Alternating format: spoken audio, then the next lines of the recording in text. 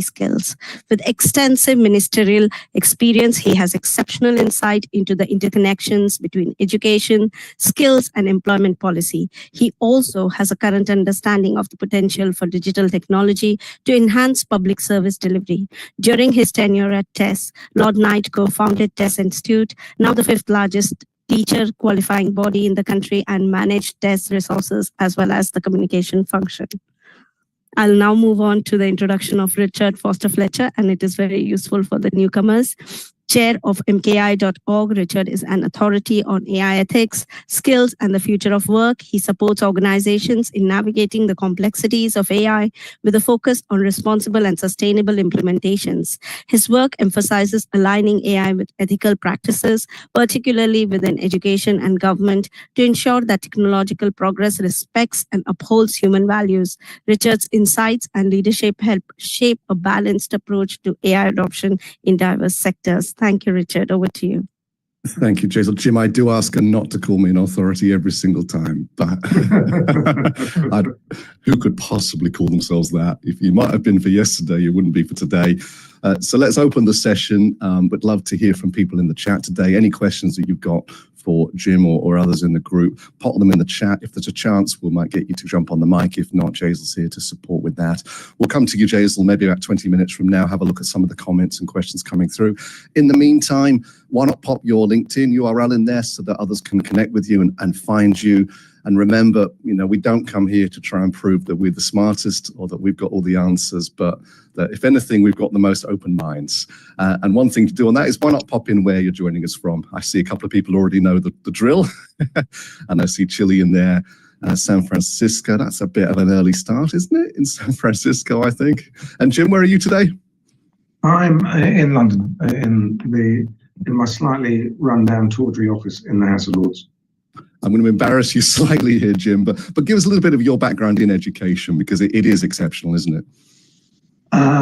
Well, that's for others. But so back in 2006, I was enjoying myself as an environment minister in environment department, and then Tony Blair, who was Prime Minister at the time, rang me and asked me to be schools minister, which I accepted with enthusiasm. And since then, with the exception of 1 year when Gordon Brown, in the last year of his premiership, asked me to be the Minister for Employment in the Department for Work and Pensions, every other year since then, I've basically focused on education. So having been responsible for all the schools, teachers, curriculum, etc. in England for 3 years, when I was no longer an MP, I ended up with Apple being the first organisation to call me and say, do you want to help us think about iPad deployment in classrooms? And that was a useful client in attracting other clients and nothing else. And I built up a consultancy. Then TES, Times Education Supplement, asked me to go and work for them and set up their online learning business, TES Institute, which Jaisal mentioned. And I'd worked for TES for 7 years in various roles, but essentially it was good experience in thinking about being immersed in a commercial education business. And then since then, I came out of there in 2020. I've been, I now chair I'm non-exec chair of 4 boards as a principal activity. One is a chain of 38 publicly funded schools in the most disadvantaged parts of England. The other is Council of British International Schools, so the trade association of British schools overseas. I chair Century Tech, which is an awesome AI adaptive learning platform for schools and colleges. And finally, I chair STEM Learning, which is the organisation that delivers the professional development for science, technology, engineering, maths and computer science teachers here in Britain. No time for any hobbies, eh, Jim? Well, my hobby is legislating in the House of Lords. But I am a big Arsenal fan, so I'm a season ticket holder there. Oh, Jim, so, I'm a Spurs fan. I'm so sorry. We were getting on so well. No, I understand. I understand. I respect you for leaving. So we dive in. So you were already alluding to some things. We're playing catch up a little bit here in the UK. Obviously, we've got a global audience, Jim, so let's relate this as much as we can to what else is going on around the world. But what did you mean by that comment? What are we trying to catch up here? Well, wherever I look around the world, I think the business of education is small c conservative. It understandably is slow to adopt new things because none of us as parents want our children to be guinea pigs. We don't want any risks taken with their education. And so everyone is waiting for a very low risk adoption of technology. Now, of course, we have our innovators and early adopters on the adoption curve, and we do see that in a few schools. I don't think we see that at a jurisdiction level, really. But while we're sort of slowly trucking along, delivering things in similar ways to how they've always been delivered, for the last 100 years, the world's changed. Yes, I think it's fair to say that I don't know many teachers who wouldn't want to have the internet as a tool for them to help them organize their work, to help them find inspiration, to save them time. So that has changed, and schools are now organized using technology, by and large. But the fundamental pedagogy hasn't shifted very much. Whilst in the world of work, it's sort of changed everything.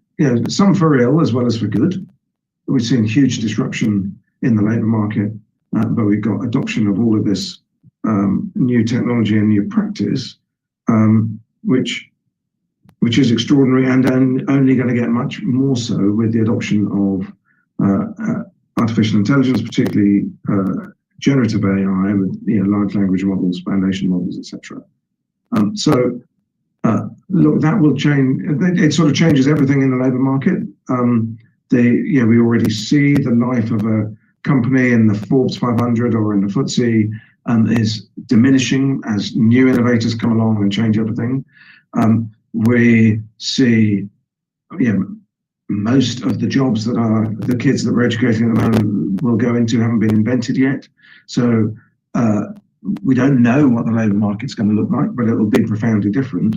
And now that we've got machines that can outperform humans in the tests that we use to test humans' intelligence, and that's real now for subjects like maths, it sort of raises quite a lot of questions for us existentially in terms of how much we focus on the knowledge-rich curriculum and where the balance is across other things that appear to be of increasing importance, like critical thinking, like media literacy, like communication, like being a better human. The competitive advantage over machines that we've got is we're humans, and the better we are at being humans, the better our position against the threat of machines. But we don't really have school systems that are leaning into that yet. Okay. You mentioned the workplace, obviously, and then the skills of the future and the workforce of the future is very much tied into this as well. They're two sides of the same coin. For those CEOs that want to take on these sorts of generative AI tools, as soon as they mention them, they will get pushback from their IT director who will say, that's great. Well, actually, I've been asking you for better data governance for years. And now if you're really serious, then you'll do what I've asked. So, yes, they can do that, but it involves an element of restructuring, of rethinking about their digital transformation. It needs a rethink on the workforce as well. You feel the same pressures are being applied to schools as I'm describing there in the private sector? Frankly, no, not really. I'm hopeful that we'll get there. Within the 38 schools that I'm responsible for, and I also advise North Anglia, which is one of the largest chains of schools in the world, with just shy of 100. We are caring a lot more about consistency of data collection, the consistency of data tagging, and the metadata, so that we can use the data more thoroughly to give us analysis for us to help to understand how we're doing in the administration of schools, how we're doing in teaching, how individual learners are thriving. So that there's the beginnings of a realization. Now that's hard work. As you allude to, the reason why CEOs push back on their CTOs wanting to do boring sounding, really expensive investments in legacy tech that then doesn't appear to deliver much on the bottom line is sort of obvious. But if you're wanting to then have something that is future ready and able to embrace this new technology, you need to get on with it. And there are now great businesses like Scale AI who can come along and help you with some of that task. But this it feels to me really urgent. It's urgent that we can use data to make it easier for teachers to do the human bits. Interesting. We've been spending quite a bit of time in the back office of several education institutions recently, doing analysis and consulting for adoption of tools, and I do it very much with a clear conscience, because I think there's loads of inefficiencies, as you'd expect. There was one department where a sports leader gave the same briefing, he estimated 2,000 times a year. And there was, all the departments where they were just copy pasting into Excel and then saying those things. So we've found loads and loads of impact. Those are in FE colleges so far as well. But I'm torn when it comes to the teachers. And we've done CPD days many times for teachers as well. But some of the pressure on me, and I won't name names, but one media outlet asked me to write about mass coaching for prompting. So I'll just play out the conversation for you a little bit here, Jim, and then get your thoughts. And I said, okay, well, you could do that, but first of all, this is not a digital skill, and in helping some teachers to learn how to better prompt, they will use it for that, but they won't excel. They won't get to this space where perhaps you'd want them to be, where they're using it with real curiosity and real problem solving for several reasons, including potentially time. So then you've suddenly got two groups there of teachers. And then as you look beyond that, then you'd have the pushback from the teachers where they would lose their connection with the material, potentially, if it was AI generated. And we're not talking about in the classroom here, we're talking probably about, we can talk about assessment if you want to, but we're talking about prep here at this point. And then there's the risk that we're sort of making them facilitators rather than teachers, and that we are de-skilling the sector at the same time. And I said, so where are you going with this? What are you actually wanting to achieve? And do we want any of that in the first place? Now, you have some great tools that you promote and work with in the sector. So what's your take on the landscape of returns on what are we asking teachers to do? Well, look, I think it's really important to be really clear up front that I don't think it is the right thing. I don't think this is about replacing teachers with machines. If we thought that the job of schooling was to simply impart knowledge in such a way that we can maximize the number of tests that people can pass, then you can make an argument for technology being able to replace teachers. And at a time of teacher shortage, that would be really tempting, because pretty much every country in the world can't recruit enough teachers, and so they are going to use machines a little bit more. And I'll push back at you slightly in dismissing teachers as facilitators. I think teachers really focusing on child development rather than solely on subject knowledge, I think, is an important shift. I think the sweet spot is to get learners really excited about learning, really good at self-directed learning, really wanting to explore knowledge in a subject and their skills that are attached to that knowledge.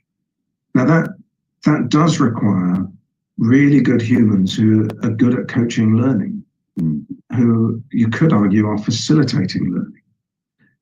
I don't think it's about people standing in the front of the class just imparting knowledge. Indeed, there's a sort of an exciting possibility of using platforms like, adaptive learning platforms like the one I mentioned that I'm involved with, Century, to flip the learning, so adopt that pedagogy where you use home time to do the instructional element, to impart the knowledge, and then school time becomes this really precious human time. So you've been slightly isolated at home, working through the instruction, trying to understand it, using the pause button, the fast forward, the rewind, doing maybe a little bit of formative testing, quizzes, to test whether or not you've absorbed enough of that instructional knowledge. But then when you get to school, you're with your mates, you're then with a great teacher who's setting you group projects, who might have looked at the outcome of those quizzes and gone, actually, Richard doesn't quite get it. So I'm going to spend a little bit of one-to-one time with Richard to unblock where he got a bit stuck, because I can see from the granular data feed around which questions he was struggling with. So there's a bit of his knowledge and the scaffolding of his knowledge that he's got a problem with. So I can intervene there while they're all doing their exciting group work. Or actually, I've clearly failed in the video that I gave them, or the platform has failed to impart the whole thing because then none of them get it, in which case, yes, I've got to use that bit of time. Or Jaisal really gets it. She gets it as well as I get it. So I'm going to ask her to teach those two over there and work with them. You can see all of that possibility of school, instead of being quite a dry, boring place for a lot of kids in a lot of subjects, where all they want to do is do the minimum that's required and not be noticed, where they come because that's a place where you can it's got great facilities, it's got these amazing varied spaces that aren't all rows of desks, where you can really get excited about learning and joining up the dots and finding out new stuff, and making stuff out of with your knowledge. Wouldn't that be great? It's a lovely vision. And to what extent do we want, what do we want in terms of AI for lesson planning then? How comfortable are we with a teacher generating the content for some of those lessons entirely with AI and then walking in the classroom with AI material? Now, I'm comfortable as long as they've got subject knowledge to critically assess it. So, and that they've gone through a proper process, and that's been well led by the school. So, if all they've done is say to their platform of choice, generally, I need a lesson plan for a 45-minute lesson about the Battle of Hastings with a group of 12-year-olds, and they just pick it up and deliver it. That's not good enough. If, however, they were to say, give me a structure for a lesson for a group of 12-year-olds learning in history about the Battle of Hastings, and where I'm interested in bringing out X, Y, and Z themes and linking to this, that, and the other elsewhere in the historic narrative, and you get a structure and you go, not sure about that structure, could you just alter it here and there? And they enter a proper conversation, and then they start to flesh out what they've got. And that whole process takes them about 10 minutes. Then that's probably saved them, 40 minutes. But they've still got something that they've had a proper interaction and they've properly developed using a tool that has helped challenge them, get them to think critically about what they're doing, and come up with a teaching resource that's of use. And it also depends on which model they're using. I've got a passion at the moment to persuade the BBC to take, which is one of the unique data sources that the UK holds, and it's the most trusted news brand in the world, to develop its own foundational model. I think that would be awesome to offer for free to education, certainly in the UK, where the license fee payer pays for the BBC. I'd have a higher amount of trust in that as a model than I might in Truth Social having a model. Okay. So that sounds very sensible, especially if they started with some of that intelligence as well and insights, and put some bullet points in. I mean, I've written articles where I've just grabbed my phone and recorded some speech for a couple of minutes on an idea I've had, and then that's been transformed. And ultimately, I'm using ChatGPT as an extended word processor more than anything else, just to speed me up. I could write it just as easily, but the and full stop, comma, do I really need to be hitting those buttons?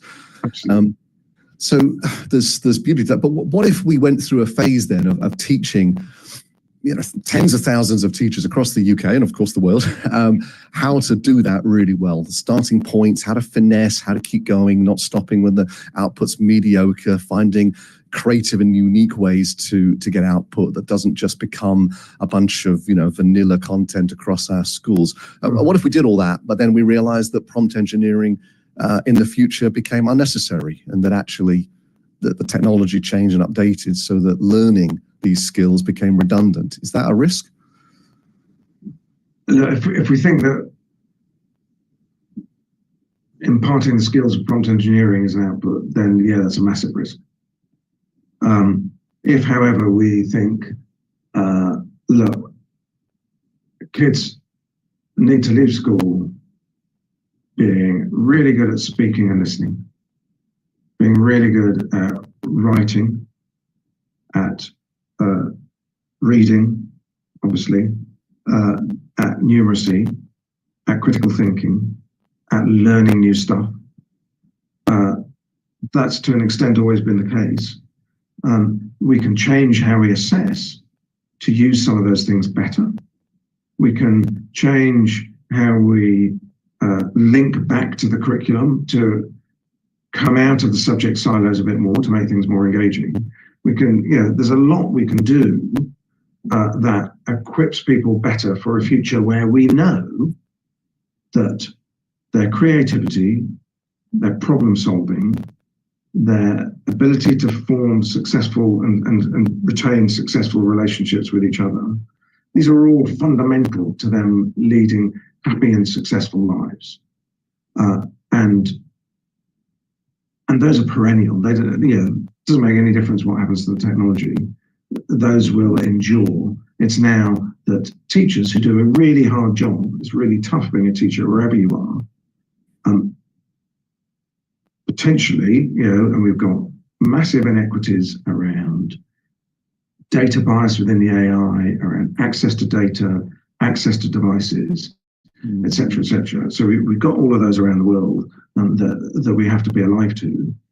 But assuming we can overcome some of those obstacles and the other ethical constraints around AI, then they are exciting tools to allow us to do some things differently and engage a much higher proportion of the children that we serve.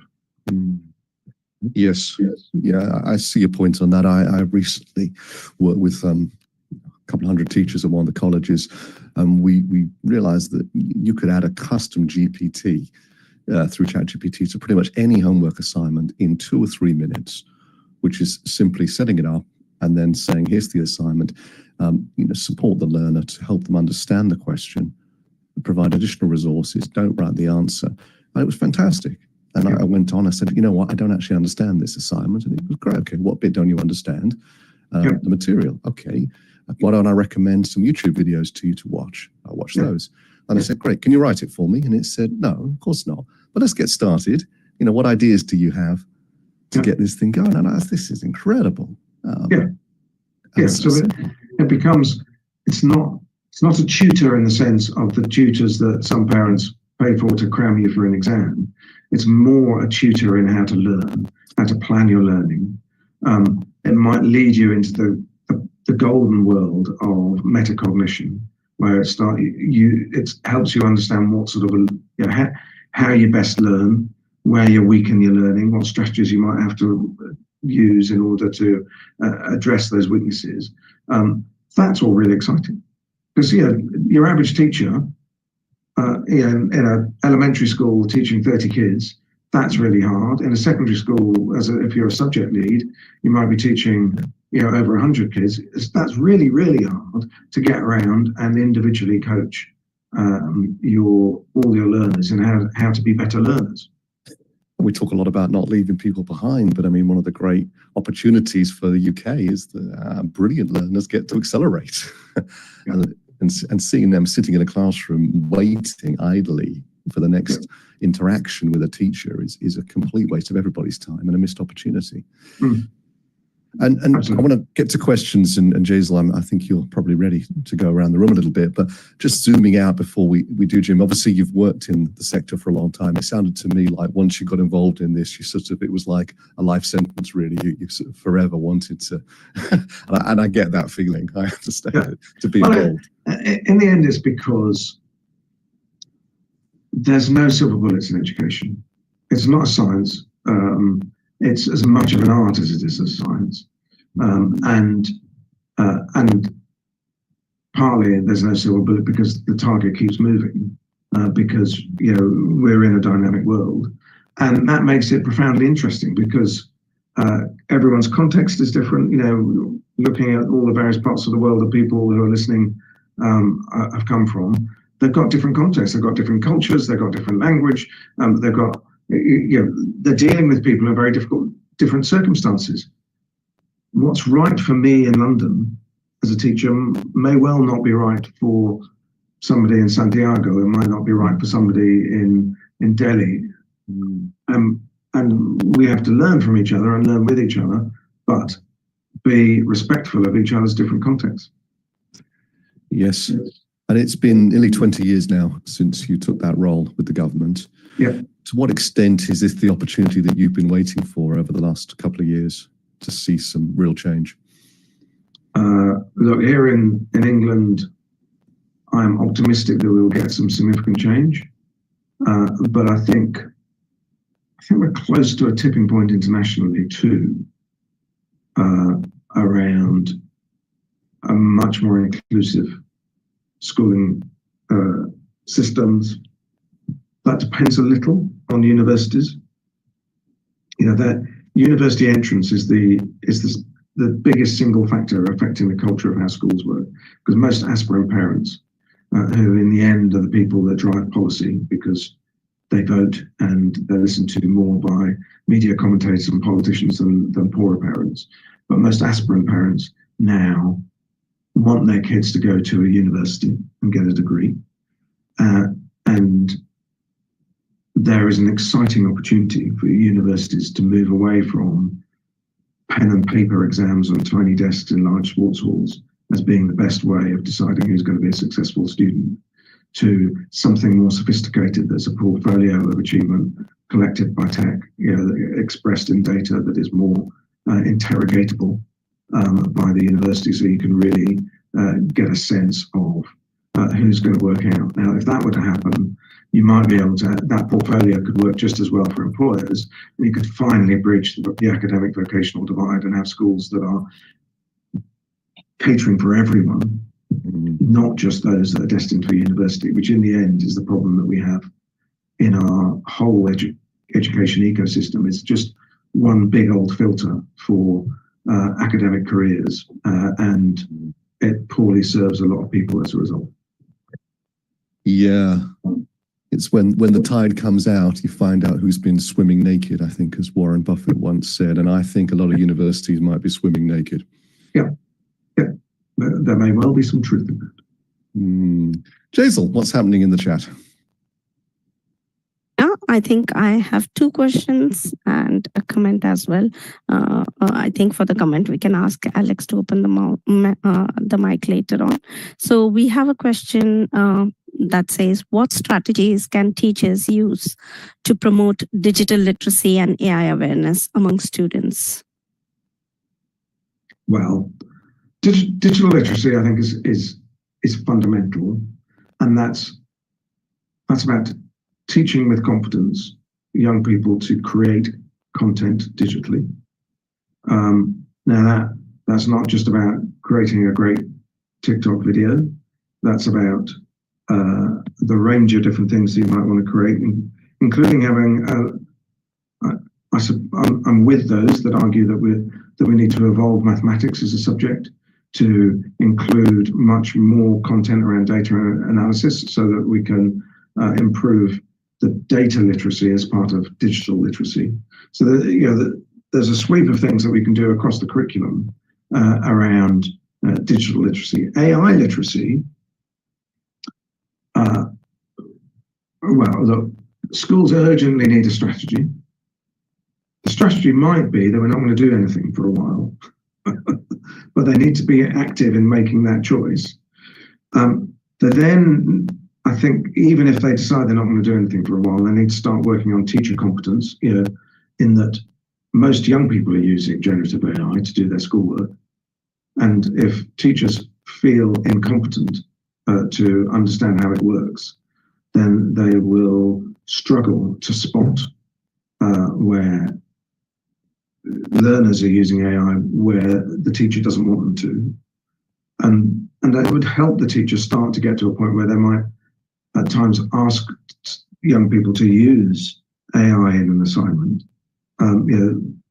So there's a whole teacher competency set of issues. The school leaders themselves need to be even more competent so that they can lead this.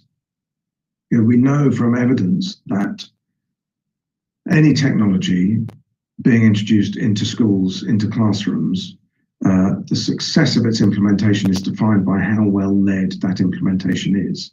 And the job of a school leader is to lead teaching and learning. And so part of their job in this AI revolution is to get their heads around it and to work out how it can be used in their context by their teachers to improve teaching and learning, if at all.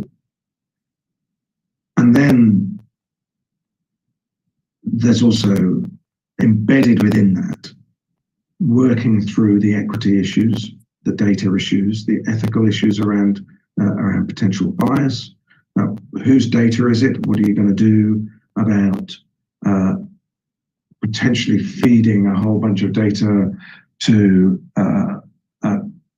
an edtech company who then develops ever better AI products using your data that they then charge you more money to access? Is that an equitable business model? Maybe, but working all those things out, I think, are really important. And then the end game is to empower learners and teachers to be able to create their own AI, to be able to create their own content, to be able to really use it to deliver the aims that you have and the mission that you have in school. Thanks, Tim. Do you really see there's an urgency now that the teachers need to lead and learn the tools? As you mentioned, they can support the students. So do you think there's an urgency for them to learn all of these tools? I think that they don't have to learn all the tools at all if they don't want to. I think they need to conceptually understand what AI is, what the various AIs are,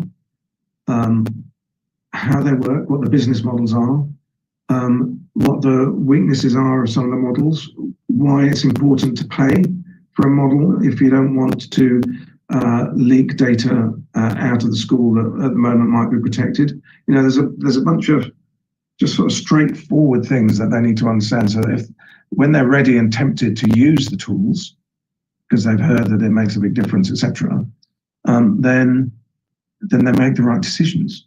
These are professionals.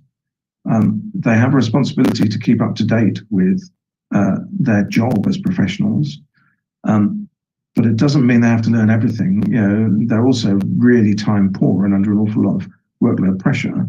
So we've got to be cognizant of that, but have them understand, what is it? How might it help? How are learners using it at the moment? What's the business model and what are the ethical issues that they need to understand around? Thank you so much, Jim.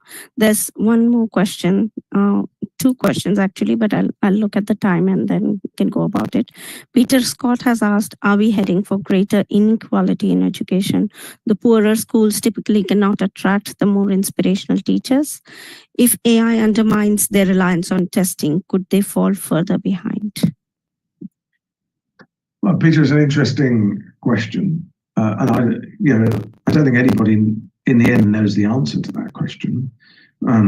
But if we have a strategy rather than just falling randomly into the usage of the technology, then we're more likely to be able to anticipate some of the equity issues.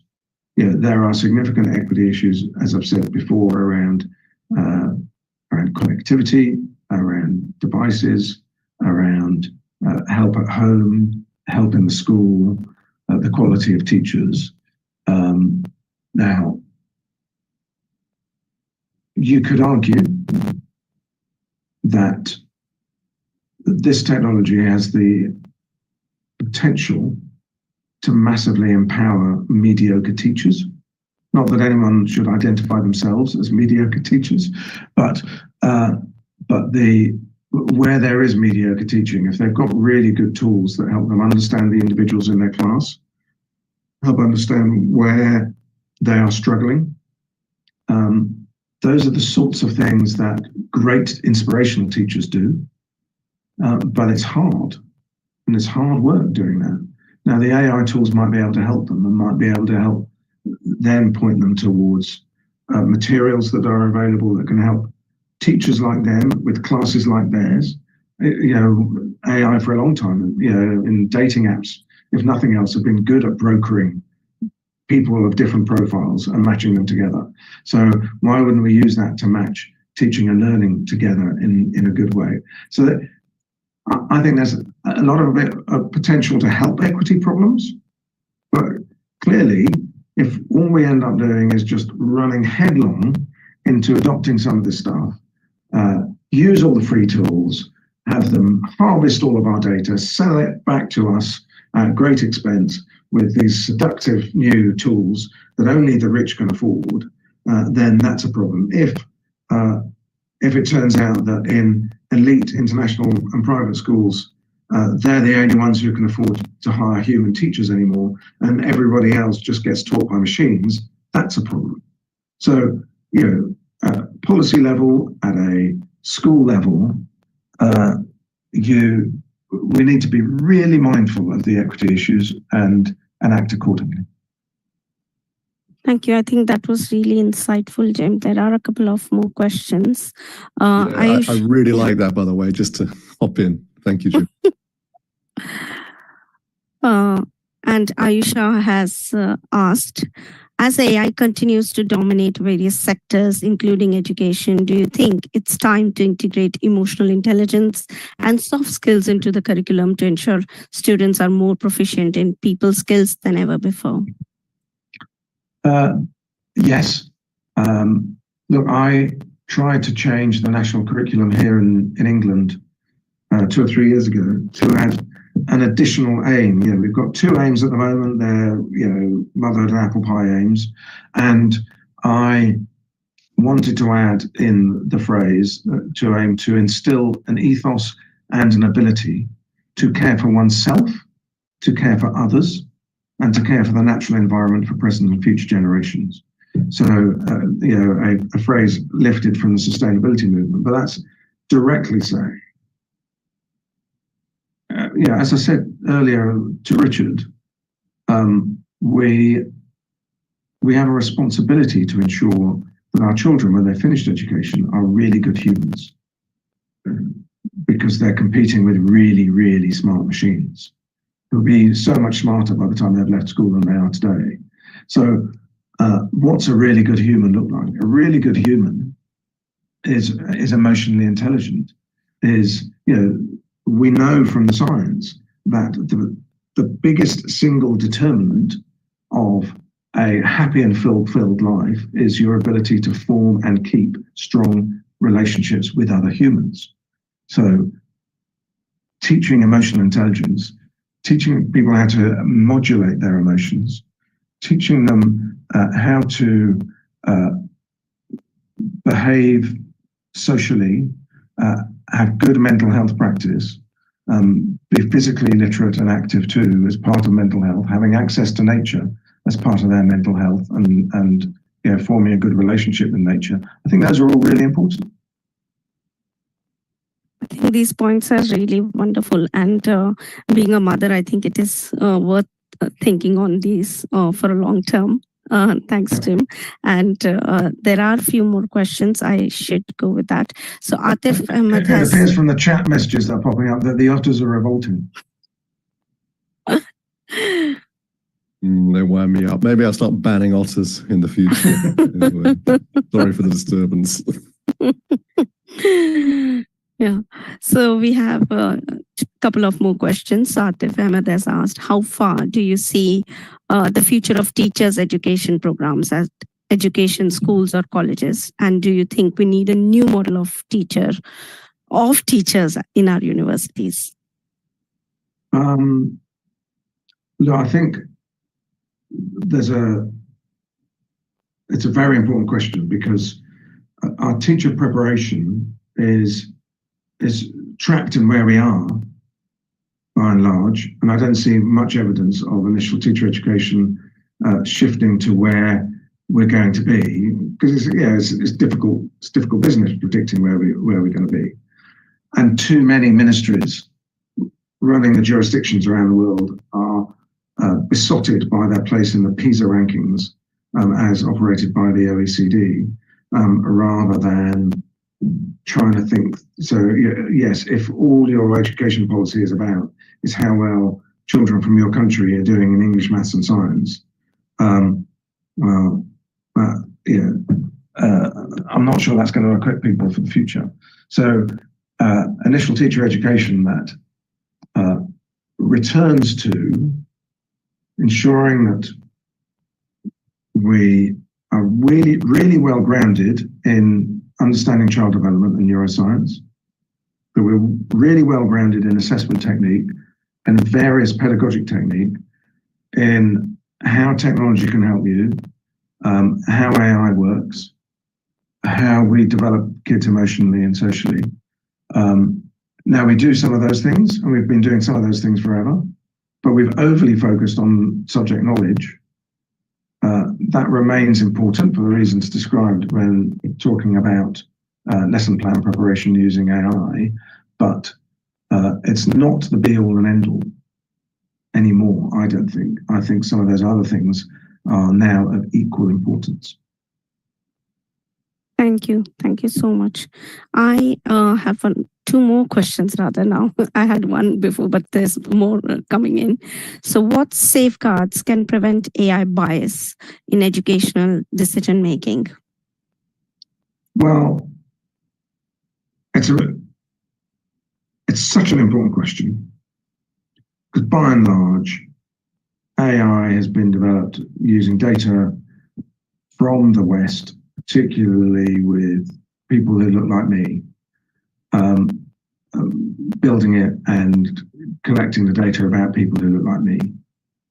And that's very problematic. In the end, the way we deal with it is by having much, much more diverse data sources, and making sure that the AI is trained with a diversity of data from a diversity of different people. We need, obviously, a great consistency in how the data is meta tagged, how it is collected, etc. But the people at the end of that data need to have a rich diversity if we're going to stand a chance of getting over bias. There probably always will be bias. There are, we as humans have bias. We all judge people when we look at them, whether we acknowledge it or not, and have bias as a result. And some of us are conscious of our bias and fight against it, and then some I'm sure we're less conscious of. So, don't let perfection be the enemy of the good, but let's do the very best we can to counter bias by ensuring that there's a diversity of human data training the AIs. Thanks, Tim. There is one question which I'll ask and then I'll pass on to you, Richard. There are a few more questions we can take to the after party. So Het Prajapati has asked, nowadays there's a lot of use of LLM and ChatGPT, but its basic is Python programming. So my question is it required to get a strong command on Python programming?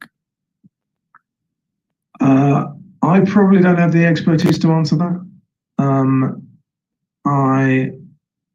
It would surprise me if that were the case, but look, you'd have to ask a computer scientist. I try to keep up with things, but I can't keep up with everything. And Alex says Python's on the way out. I found one. I found a computer scientist. He's here. Alex, do you want to make a couple of comments? I know you've been busy in the chat. Yeah, sure. I hope you can hear me. I'm just do your intro just so Jim knows who you are. Okay, so I've been in AI for 40 years. So this Gen AI is just the tip of the iceberg as far as I'm concerned. And it may submerge itself again, or it may become much bigger part of the iceberg. We'll have to wait and see. I'm currently working for the Open University. We have a slightly different approach to students and entrance qualifications and that kind of thing. Not saying we get it all right, but we're going to be facing all of these problems. And also the one that I raised in the chat that I wanted to ask you about. So yes, AI, students should use it. Students should get the benefit of it. Schools should get the benefit of it. But we had a problem a generation ago, maybe, that engineers couldn't keep up with technology and couldn't keep up with younger engineers who had been trained on more recent technology. And I think we're going to have that problem much bigger, where teachers can't keep up with students and can't keep up with students who've spent their lives with the latest technology. How would you want to address that so that teachers don't end up running behind and don't end up being really incapable of judging how the student has got this knowledge and whether this knowledge is accurate? Because, you know, the student says, oh, the paper I read last week that says X, Y, and Z on Reddit, the teacher's not going to be able to verify that. Sure. Well, look, I think part of the answer, Alex, is what the ongoing place of knowledge is. You know, as I said earlier, for me, the end point is learners who are really excited by learning and wanting to explore knowledge and the skills that go with that. So it's not necessarily about the teacher being the guardian of knowledge. And that's, you know, they are facilitating in that regard. And if they can sort of breathe and sort of let go and say, yeah, actually, I don't need to know everything. Yeah. My job is to get them exploring and being emotionally engaged in their learning, as well as being behaviorally engaged and cognitively engaged. And then they rock and roll. And then, you know, and those kids at the moment, frankly, are quite irritating to teach because they keep asking you questions and they're really curious, and it's really annoying because you're trying to get through the content. Whereas the opportunity is to let go of that and go, well, okay, look, I don't necessarily know the answer. You know, I didn't know the answer about Python. And to go, well, it's fine. It's fine I don't know the answer. Let's find someone who does know the answer, and then be teaching the research skills and be teaching the possibility that that the knowledge is out there. All we've got to do is go and find it. And if you've got the curiosity, keep asking the bloody questions. Yeah, no, I think that makes sense. I'm still concerned that teachers need to be some sort of quality assurance, and I think it should be increasingly difficult to do that. So, you know, let's imagine that we're in America and a student is getting all their information from Fox News's model. Is the teacher going to be able to say, well, that's true, that's not true, reliably? Is that going to become an impossible task? Yeah, well, I think that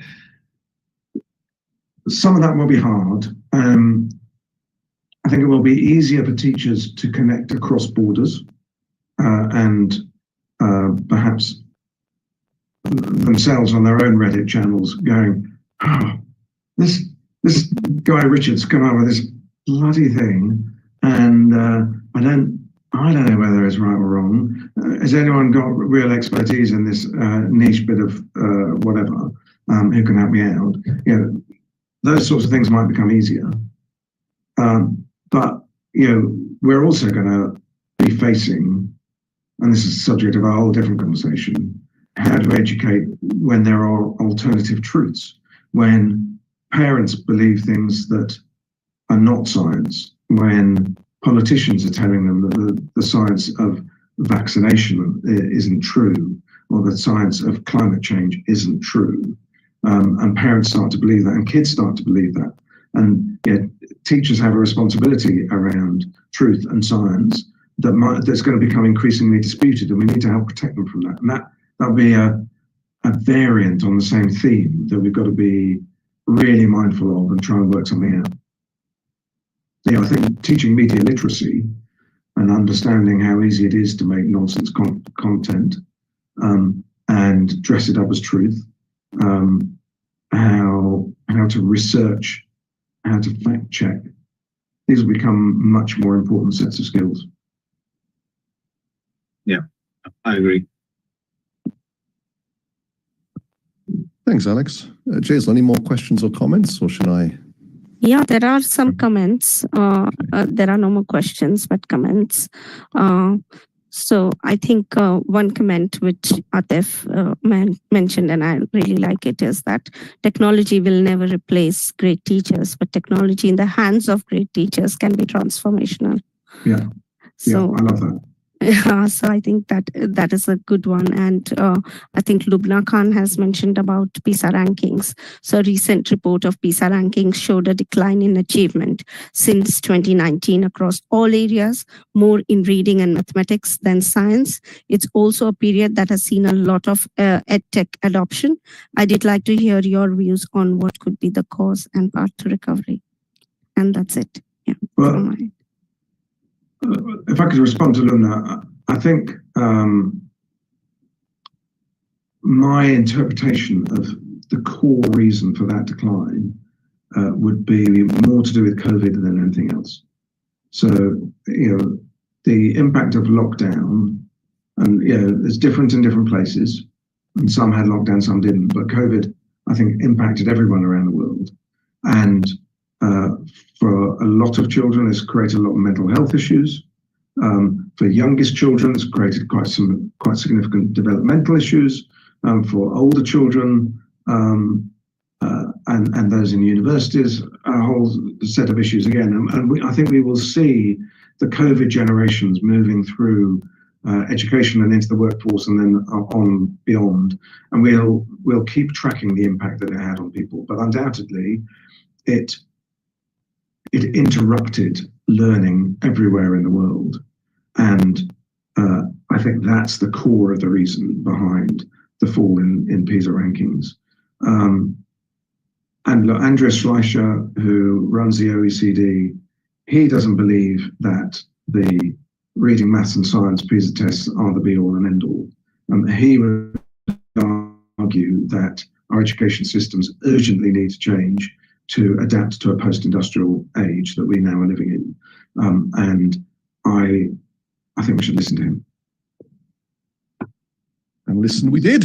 He was here 2 weeks ago, or 3 weeks ago, I should say, yes. Good. Sitting exactly where you were sitting, Jim. Good. Wonderful. I think you may have touched on this, but I just want to probe slightly into it. And to what extent is what we've talked about going to give teachers the confidence to advise their learners about these changes in the world of work, or is that slightly different? And the key word there is confidence.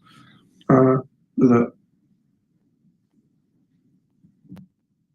I would hope that it can. I would hope that, for example, one of the things I would like, that I feel attracted to pedagogically, but I'm not a teacher, so it's not up to me. But I feel attracted to the idea that, for example, and I've seen it in 1 or 2 schools, when you're introducing a new concept, say in maths or science, why not tell the story as to why was that concept first thought of? What was the context of that? And start to tell stories attached to some of these things, and then you can extend that to going. And then how is this knowledge, this idea now being used in employment? How is it used in the workplace? Is it still used in the workplace? Is it actually obsolete knowledge? In which case, why am I teaching it? but telling the stories of knowledge, I think, is a really interesting and engaging way of teaching myself. It would work for me, but that's for other people. Yes. And how much of that is walking the talk, do you think, Jim, actually understanding these tools, playing around with them, understanding their limitations, not getting carried away?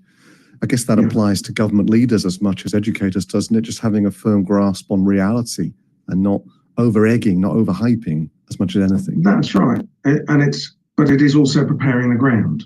So it is also, look, I think it's a really good hunch that in the same way that internet-related technology has been essentially the thing that's driven global growth in the economy over the last 20, 30 years, it's a good hunch that AI-based technology, especially generative AI-based technology, and especially when it finally links into robotic technology, that's going to be what drives a lot of our economic growth in the future. And if that's true, and if that then is something that's going to come back into our classrooms as being a sort of fundamentally important thing, then if we don't do anything else, let's get the data all sorted out and cleaned up, so that we can use it when we're ready. Because if none of that came to pass, we would still then also have an awesome analytics potential that can help us with the technology that we've got today. So let's just get on with that, and then maybe we can just keep a watching brief on how assessment organisations and policy and teacher training and all those things start to use these things. Wonderful. And it can start very simply. One of my colleagues in the industry is complaining he's not sure how many kids have paid their subs when they come to the sports ground at the weekend at the college. I said, right, so you get your phone, you hold it as high as you can, you take a photo of everybody there, and you say to ChatGPT, how many kids are in this photo? And then you count your subs, and you'll see how many you're missing. Jim, as we go about the rest of our week, what thought would you like us to hold in mind and to be mulling over? What's something that you would like the 30, 40 people here to reflect on? Well, the thing that I'm reflecting on the most at the moment, and I don't know the answer, so let me know, is it's what we touched on with Alex just now, how to educate in a time of alternative truths, and how we protect teachers to tell the truth when that is now contested. Wonderful. Thank you. And people to follow you, LinkedIn, Twitter, X? Yeah, LinkedIn. I gave up on X. I think the man who owns it is a disaster. He's a very clever scientist, but he shouldn't be in charge of that platform. So I don't want to go there. And I've chosen not to do any other social media, but LinkedIn, where the quality of the conversation feels quite professional to me. Yes, it doesn't seem to go to the lowest common denominator within 5 minutes. I'll pop your LinkedIn up there. Obviously, make sure you follow Jim unless there's a reason to connect, as it's not fun to be bombarded with connection requests. But Jim, and we've hit the hour perfectly. I wish you a tremendous afternoon. I know you're very busy today. Thank you so much for squeezing us in. It's been illuminating, wonderful, and a charming experience to be in your company. Thank you very much. Pleasure. Take care. Nice to see you, Rob. Okay. Thank you. Bye. Bye. Bye. Well, I think he knows what he's talking about, personally. What do you think, Alex? Yeah, I don't want his job. He's been chipping away at this for 20 years, hasn't he? All the best, Peter. Yeah, we'll stay on for a few minutes. I would say that the problem is that the pace of change is so fast now, as we've seen with other technologies. Whether it's keeping kids safe on the web, or whether it's keeping weapons off the streets. Everything is changing so fast that if you're in charge of making sure that people do the right thing, it's becoming almost impossible. Yeah, I will say farewell to our